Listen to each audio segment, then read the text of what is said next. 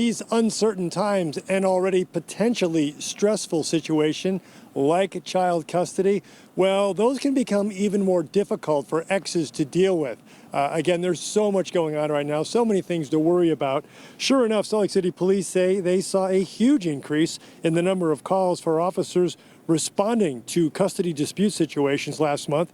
27 such calls for March. That's nearly one per day. And officials say they typically only have a handful of custodial dispute calls most months, and at the most, maybe a dozen or so. Now, they believe some of it has to do with the overall anxiety involving home confinement due to the COVID-19 pandemic.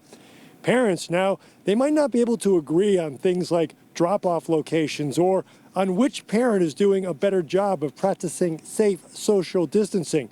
Whatever the issues may be, police are asking folks to try and work through their differences before calling 911. So there's a lot of concern out there, and I think that we need to slow down, take a deep breath, and think this through and talk this through, and really make the best decision for the kids, the best decision for both the parents, and recognize that we're in this together as a society as a whole. Detective Wilkins says officers are going to respond and take reports when necessary, but the goal of the Salt Lake Police Department and basically every law enforcement agency right now is to try and minimize their officers' exposure to the public.